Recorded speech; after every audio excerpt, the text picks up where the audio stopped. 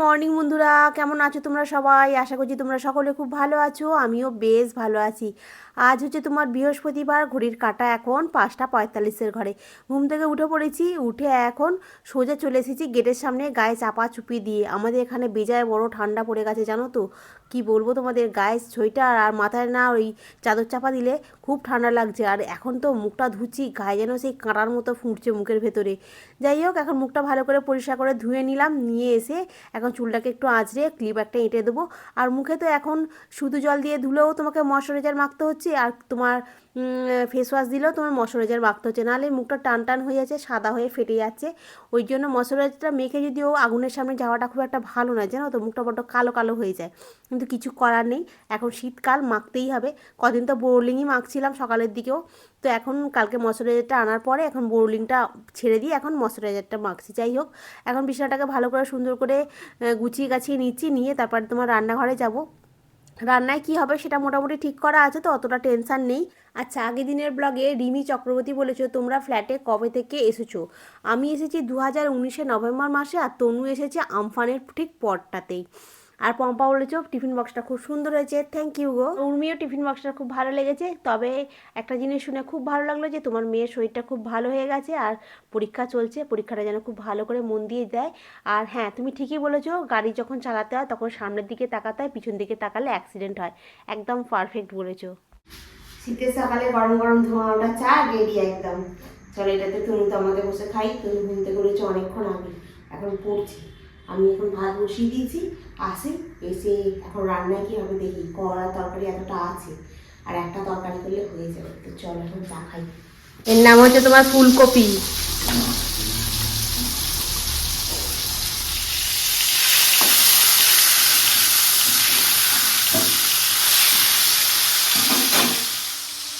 ফুলকপিটা কিন্তু ভাপিয়ে নিচ্ছি।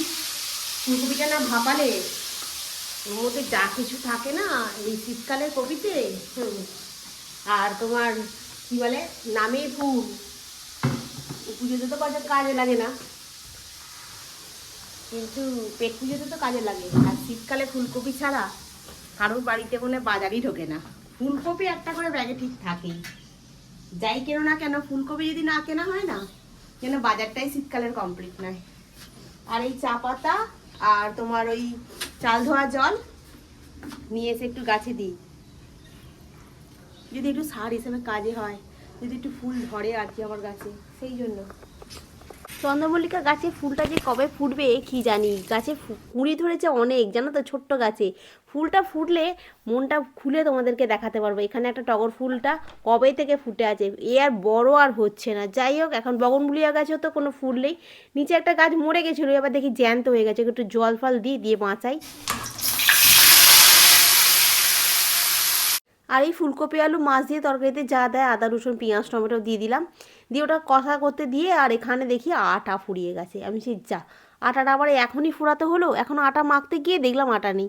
এই এখন সকালবেলা না আটা ফাটা ঢালতে গেলে বহুত দেরি হয়ে যায় জানো তো, কিরম একটা হয় যেন ভেতর থেকে, হাত পাতে যেন কাঁপে, যে কখন কি করব, ঠিক টাইমে করে দিতে পারবো তো, কীরকম একটা হয় জানো তো। যাই হোক, আটাটাকে ঢেলে নিলাম, নিয়ে এখন আটাটাকে মেখে নিই একটু। আর এখন আমাদের তো রুটিটা খাওয়া হয়, যার জন্য আমাদের এই 5 কিলো করে আটাটা তুলে নিলে প্রায় 2 মাসের উপরে চলে যায় জানো। আগে তো 5 কিলো আটা মানে 6 মাস চলতো, এখন যাই হোক তবু 2 মাসে মানে গিয়ে ঠেকেছে। এখন তো দুপুরবেলা রুটি খায় তনু, আমি সকালবেলা টিফিনে খাচ্ছি, রাতেবেলা খাওয়া হচ্ছে ওই জন্য। গাড়ির মনের উপরে ফেলতে নেই, এই নিচতে ফেলতে হবে। ভালো করে দিবি,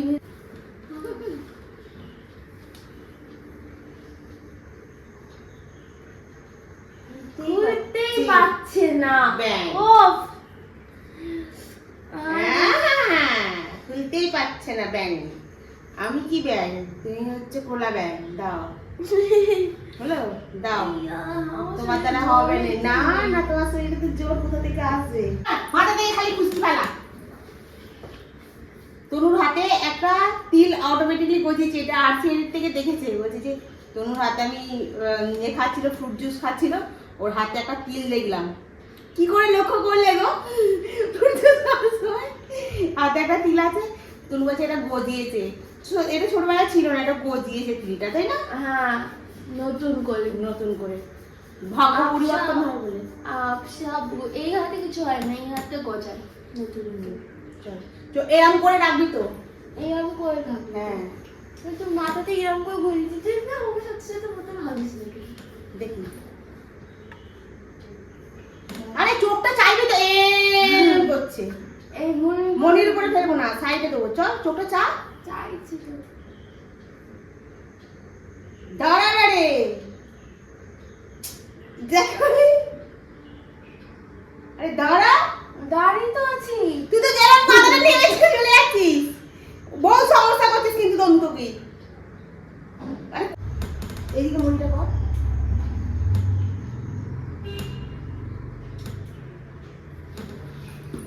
পড়েছে। তনুর জন্য আমি কিছুটা ফুলকপির তরকারি তুলে নিচ্ছি, ওকে অফিসে দেব, তারপরে এতে মাছটা দেব।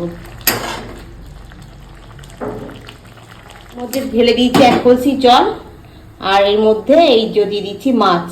এটা হচ্ছে তোমার ঘেরোর মাছ, জানো মাছটা দেখতে এত বড়, কিন্তু এর মধ্যে কিন্তু মাল মশলা খুব একটা বেশি থাকে না।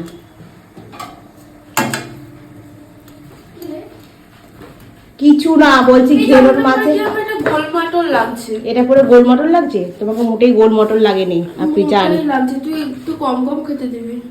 আপনাকে আমি খেতেই দেবো না, আপনি শুকিয়ে চলে যান। আপনি শুকিয়ে চলে যান, কোনো অসুবিধা নেই আমার, ঠিক আছে? ঠান্ডা পাচ্ছে? একটা সোয়েটার কিনতে হবে, একটা হেডফোনটা দেখ কিরম ছিঁড়ে গেছে। হ্যাঁ হেডফোনটা একটা কিনতে হবে, সোয়েটার কিনতে হবে, এটা কথা বলিস না। যা চ, আটা মেখে রুটি যাবি আমার সাথে একবার? কোথায়? মেট্রো স্টেশনে। ঠিক আছে। ওদের দেখবি আর দেখো মনটা করে আমি কিরম নোংরা নোংরা জামা কাপড় পরে যাচ্ছি, আর এরা কি সুন্দর করে। তুই কোথায় নোংরা জামা কাপড় পরে যাচ্ছিস সোনু? এত বড় বদনাম, তোর রেগুলারের জামা রেগুলার কাঁচা হয়? লজ্জা করে না? হ্যাঁ একটা সোয়েটার, তাহলে আলমারি থেকে আমি বার করে সবাইকে দেখিয়ে দিই। ওইগুলো তো এখনকার পরার জন্য নয়। তাহলে কবেকার পরার জন্য? ওটা আরেকটু শীত করলে পরতে হয়। আর একটা হালকা আছে, আগেরবারে মেলা থেকে কিনেছিলিস। যা চল চল চল। চল চল আমি করলাম। আর এখানে আটা মাখা আমার রেডি। আর এই তো আমার কাজ কমপ্লিট হয়ে গেল। রান্নাঘরটা একদম পরিষ্কার করে ঝাঁঝাকঝাঁকি করে নিয়েছি, বাসন বাসন মেজে না, গ্যাস ফ্যাস পরিষ্কার করে নিয়েছি। আজকে তো বৃহস্পতিবারে পুজো করতে হবে না, এখনো পুজো হয়নি আমার। আর এই যে ঘর দালানটা সব একদম পরিষ্কার করে নিয়েছি। এই ঘরটা তো সকালবেলাতেই একেবারেই বিছানাটা গুছিয়ে নিয়েছিলাম, আর ঝাঁট ফাঁট দেওয়া মোছামুছি সব কমপ্লিট। তনু অফিস পৌঁছে গেছে। এবার আমি এখানে একটু জল গরমও বসিয়ে দিয়েছি, কেন কি বলো তো, এখন তো সকাল সকাল এখন চান করছি তো, আর বাইরেটা হাওয়া চলছে, আর ট্যাঙ্কের জলটা তো এখন ঠান্ডা, আর 5 তলায় ট্যাঙ্ক তো, ট্যাঙ্কের জল একদম কন কন করে। আর আজকে না সকাল থেকে খালি এই হাতটা কিরকম একটা যেন কন কন কন কন করছে, ঝিনঝিন করছে, ঠান্ডার জন্য নাকি কি জানি। তো এখন এই নোংরাগুলো একটু নিচে ফেলে দিয়ে আসবো, সমস্ত জামা কাপড়গুলো রেডি করে রেখে দিচ্ছি, খালি তোমার চান করবো আর পুজো করবো, ব্যাস, আর কোনো কাজ নেই। আর ভিডিও এডিট করছিলাম, তার মধ্যে আমি আবার সমস্ত কাজ সেরে ভিডিও এডিট করলাম, এডিট করে পোস্টে ফেলে দিয়ে এখন তোমাদেরকে ক্যামেরা অন করে আবার দেখালাম, দিয়ে এইগুলো সব যাই গিয়ে ফেলে দিয়ে আসি। এখানে কিছু কার্টুন আছে, এগুলোকে কার্টুন বলে জানো তো, যখন যারা বিক্রি করতে আসে তারা এগুলোকে কার্টুন বলে, এইগুলোকে নিচেই রেখে দিয়ে আসবো। আর কারণ কি ঘরে থাকলে জঞ্জাল আমার ভালো লাগে না। তো চলো আমি নোংরাগুলো ফেলে চান টান করে পুজোটা সেরে নিই, ঠিক আছে?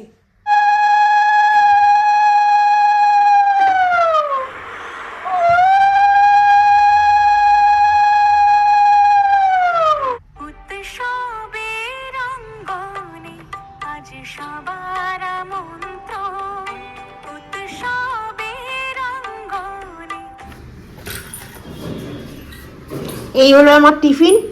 কালকের ঘুগনিটা ছিল, ঘুগনি আর একটুখানি পাটালি, একটা রুটি নিয়ে এখন আমি বিছনাতে বসে বসে খাবো। এখানে আবার ভাত বেড়ে নিয়েছি, আর এই আমলকিগুলো আর কাটা যাচ্ছে না, এখানে মোটামুটি আমলকি কেটে রোদ্দুরে দিয়ে রেখেছি, ঠিক আছে? অনেকগুলো আমলকি তো, প্রায় 2 কিলোর ওপরে। আমলকিগুলোকে ভালো করে পরিষ্কার করে ধুয়ে কাটলাম কিছুটা, কেটে আর ভালো লাগছে না, আছি না অনেকক্ষণ কোমর ধরে যাচ্ছে। এখন আমলকি কি ভাবছি একটুখানি চবনপ্রাশ করে নিই, জানো ওই ইউটিউবে দেখছিলাম কীভাবে চবনপ্রাশটা করছে, জানো চবনপ্রাশ কেনা রয়েছে, তবে আমলকিগুলো নাহলে নষ্ট হয়ে যাবে, ভাবছি এই খেয়ে দিয়ে উঠে বাসনগুলো মেজে নিয়ে আমলকি চবনপ্রাশ বানাবো। হ্যাঁ আমলকির চবনপ্রাশ নাকি খুব ভালো খেতে হয়, তো যখন বানাবো তোমাদেরকে শেয়ার করবো কীভাবে বানাচ্ছি। তো এখন আমি ভাতটা খাই, খিদেটা ঠিক মতো নেই, কিন্তু আবার ভাতটা দুপুরবেলা না খেলে আবার বিকালের দিকে আবার মনে হয় ভাত খাওয়া হলো না, ওই জন্য এখন অল্প করে দুটো ভাত নিয়ে আর এই মাছটা নিয়ে বসেছি। মেনলি হচ্ছে এই মাছের ঘেরোটা আছে না, কাঁটা কাঁটা, ওটা খাওয়ার জন্যই বসেছি ভাতটা নিয়ে। তো এখন খাই, খেয়ে দিয়ে তারপরে এই বাসনগুলো মাঝি, এখানে একটুখানি বিট লবণ ছড়িয়ে দিই, দিয়ে এটাকে শুকনো করে নিই, দিয়ে আর কি আর ওই চবনপ্রাশটা বানাতে একটু সময় লাগবে জানো তো।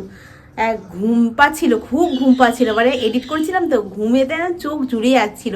আমি না দূর উঠে পড়ি, উঠে বরঞ্চ আমলকিগুলোকে কাটি, বলে এই রক্ষাটা রোদ্দুর পড়েছে, চলে এসেছি। ঘরের ভেতরটা খুব ঠান্ডা, পাথরের তো প্রচণ্ড ঠান্ডা ভেতরটা, আর হাওয়া চলছে তো একটা, ওই জন্য এখানটা বসে বসে ভাতটা খাবো, লোক দেখা হবে, ভাত খাওয়া হবে, আর ফোনটাকে সাথে করে নিয়ে এসেছি, একটা ব্লগ হোক খবর হোক চালিয়ে দেবো। তো চলো খেয়ে নিই আমি আগে, তারপরে চবনপ্রাশ যখন বানাবো তখন দেখাবো। তোমরা সব দাঁড়িয়ে দাঁড়িয়ে কী করছে কি জানি। আদা, তুলসী পাতা, গোলমরিচ, মৌরি, জোয়ান, জিরে, ধনে, গোটা গরম মশলা, বিট লবণ আর নিয়েছি গুড়। এটা হচ্ছে তোমার চবনপ্রাশ বানানোর জন্য। সিঁড়ি পড়ে গেল, খেয়ে দিয়ে তোমার বাসনগুলো সব মাজা হয়ে গেছে, আর কিছু বাসন তো জল ঝরে গেছে বলে এখানে শুকনো করতে দিয়ে দিয়েছি, ওখানে কিছু বাসন মাজা হয়ে গেছে। সিটি পড়ছে বলে না কথাগুলো শুনতে পাওয়া যাবে না। আর মশলা রেডি করে নিয়েছি, আদাটা আর তুলসী পাতাটা তোমার ওই এর সাথে বাটতে হবে, বলো না আমলকির সাথে, আর বাকি মশলাগুলোকে কড়াতে নেড়ে নিয়ে ওটাকে গুঁড়িয়ে নিতে হবে, ঠিক আছে। আর ঘি লাগবে, আর গুড় দিতে পারো, চিনি দিয়ে কোনো দরকার নেই, চিনি দেওয়াটা বেকার, আর ওই জন্য চিনি দেবো না, গুড় আছে গুড় দেবো। যদি দেখি মিষ্টি একটু কম হচ্ছে তাতে বরঞ্চ একটু মিষ্টি দেবো, ঠিক আছে, কিন্তু চিনি দেওয়া যাবে না। তো মোটামুটি হয়ে গেছে, আর এদিকে তো আমলকিগুলো শুকনো করতে দিচ্ছি। এখানে কার্পেটটা পেতে এখানে বসছিলাম, বসে বসে এই যে আমলকি কাটলাম, এ করলাম।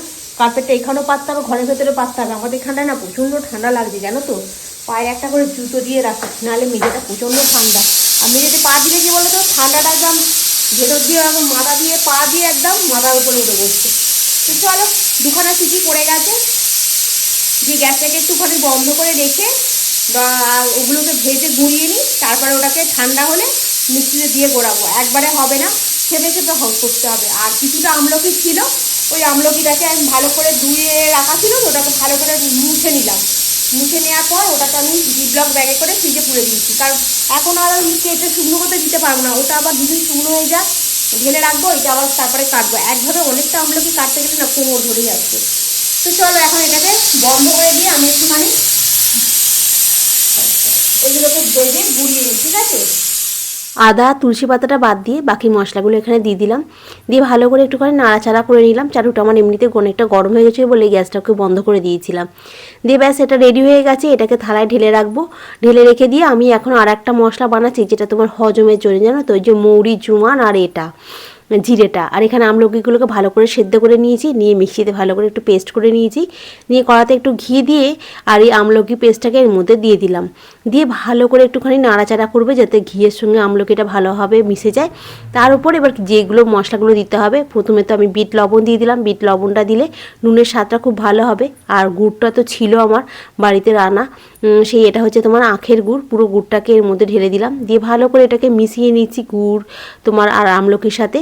দিয়ে ভাজা যে মশলাটা ছিল এটার উপরে দিয়ে দিলাম, আর কোনো কাজ নেই, ব্যাস খালি নাড়তে থাকতে হবে। গুড ইভিনিং, দেখতে দেখতে সন্ধ্যা হয়ে গেল দেখো। আর আমি চবনপ্রাশ বানিয়ে কত বাসন মেজেছি, বাসন মেজে খালি কড়াটাতে এর মতো হয়ে আছে বলে উঠে নেই ওগুলো, আর কত দানা দেখো না খালি আমলকি। আর তোমার এখানে চবনপ্রাশটা আমার রেডি হয়ে গেছে। আর এর জন্য আজকে এখন তনু বলে চাউমিন খাবো, চাউমিনের জন্য কালকের গাজর একটুখানি কুড়া মানে ওই চপার দিয়ে চপ করা আছে, ক্যাপসিকামটাকে কাটবো আর পেঁয়াজ কাটবো, অল্প একটুখানি আলু দেবো না, আলু দেবো না, ডিম দিয়ে করে ফেলি। আর এই চবনপ্রাশটা কেমন খেতে হয়েছে তোমাদেরকে বলিয়ে, আশা করছি ভালোই খেতে হবে, কেন বলতো গরম ছিল তো, আমি এই জন্য এখানে রেখে দিয়ে ঝুড়ি চাপা দিয়ে চলে গেছিলাম। না একটুখানি ঠান্ডা হোক, ঠান্ডা না হলে বুঝতে পারা যাবে না কেমন হয়েছে খেতে। এটা গুড় দিয়ে বানিয়েছি, একদম পারফেক্ট হয়েছে খেতে, পারফেক্ট হয়েছে। আর এটা যদি রাত্রিবেলা শোয়ার সময় আর সকালবেলা খাওয়া যায়, সর্দি কাশিও হবে না। আমার ওই চিনির চবনপ্রাশের থেকে বাড়িতে এই চবনপ্রাশ বানিয়ে খাওয়া অনেক ভালো। আমি একদম অনেকটা বানিয়েছি, অনেকটা। দাঁড়া ওদেরকে এখানটা রাখি। এ দেখো অনেকটা বানিয়েছি, অনেকটা।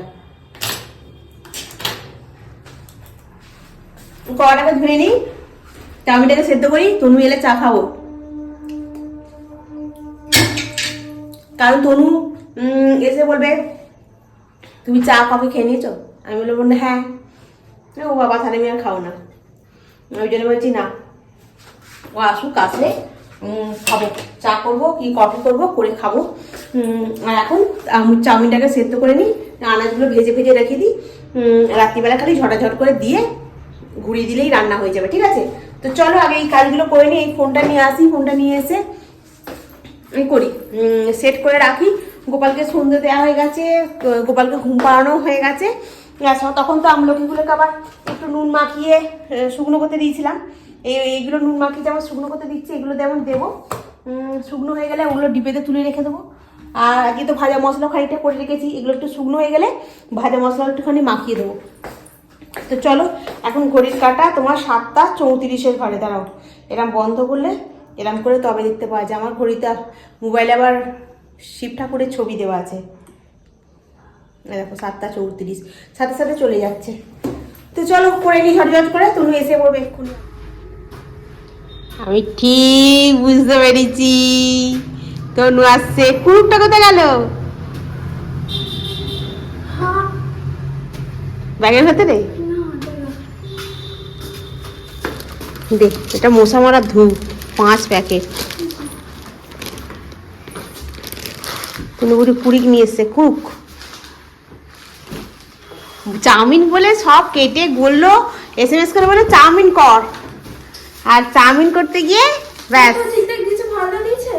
হ্যাঁ ভালো দিচ্ছে, দেখি দেখি। না বাচ্চা বলে ঠকি দেয় না, ঠিক আছে রাখো, দাও আমাকে দিয়ে দাও। হ্যাঁ আমি তো রান্না করবো এই কুরুকটা। আমি আবার এখানে আদা রসুন বাটলাম, পেঁয়াজ কাটলাম, চাটুটা বসেছি, রুটি করব। আর কফি খাবি তো? পাপড় নিয়ে এসছিস নাকি? ওই দেখ সব ভুলে যাচ্ছে রে, ফোনে সব বললো আর এখন সব ভুলে যাচ্ছে। ঠিক আছে বার কর, আমি কফিটা করি। আর কেন? আরে বড় প্যাকেট নিয়ে এসছিস 10 টাকার, ভালো করেছিস। কি এটা? নড়ি নড়ি পাপড়।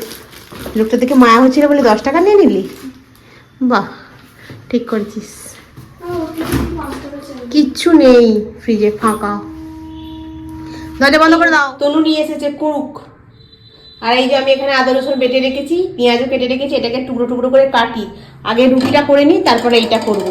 আর লাইটটা কিরাম দপাং দপাং করছে, দেখো এই যে লাইটটা দপাং দপাং করছে, দেখতে পাচ্ছ কি দপাং দপাং করছে রে বাবা? লাইটটা কিরম দপাং দপাং করছে দেখ, এই লাইটটা, এই যে দেখ ক্যামেরাটাতে দপাং দপাং করছে। হ্যাঁ গো অনেকটা দিয়েছে, আমি এক্ষুনি রান্না করে দিচ্ছি। না না গাছ হবে না, এগুলো তো তোমার এতে তোমার কি বলে যেন কৃত্রিম উপায়ে তৈরি করা। এগুলো তোমার তো প্রকৃতিতে যেমন যেভাবে হয় অটোমেটিকলি ফুটে বেরোয় টুকুস করে, ওরমভাবে নয়। এগুলো হচ্ছে তোমার কৃত্রিম উপায়ে তৈরি করা, মানে চাষ করে, বুঝতে পারলে? একটা বাড়ি বানাবো, একটা বাড়ি বানাবে, একটা বালকানি মতো বানাবে, বালকানি মতো বানাবে। হ্যাঁ হ্যাঁ, এগুলোকে বাংলায় ছত্রাক বলে।